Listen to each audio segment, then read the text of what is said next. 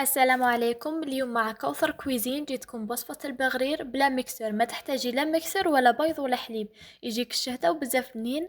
قبل ما نفوتوا الوصفة لا تنسوا الاشتراك في القناة وتفعيل زر الجرس ليصلكم كل جديد. والآن تابعوا معي الوصفة. ندير 2 كيسان سميد رطب اللي يكون مغربل مع كاس فرينة تاني يكون مغربل، مغرفة كبيرة خميرة الخبز مع مغرفة صغيرة سكر ومغرفة صغيرة ملح.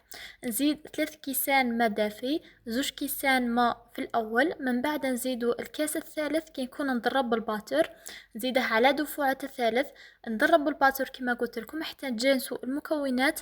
من بعد نزيدو كيس خميرة الحلويات، ونزيد في الاخير نص كاس ما دافي بعد ما نزيدو كيس الخميرة، ونخليه يخمر لمدة ربع ساعة. لهنا بعد ما يخمر نخلطوه مليح ونروح نطيبوه. لهنا انا درت شويه زبده ونحطه يطيب بهذا الشكل باستعمال الغراف ولا الحاجه اللي تكون عندكم، مهم يدي الشكل الدائري. وشوفوا لي كيفاش يثقب غير بشويه. نخلوه على نار هادئه من الاحسن حتى يطيب مليح.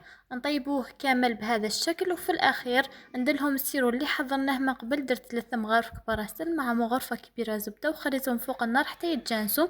وشوفوا لي النتيجة النهائية. بسم الله ما شاء الله، من أنجح الوصفات اللي ممكن تعتمدوها. يجي خفيف ريشة مثقب كل الشهدة. نتمنى تجربوا الوصفة. نلتقي في وصفات أخرى، لا تنسوا الاشتراك في القناة ليصلكم كل جديد. نلتقي في وصفات أخرى، إلى اللقاء.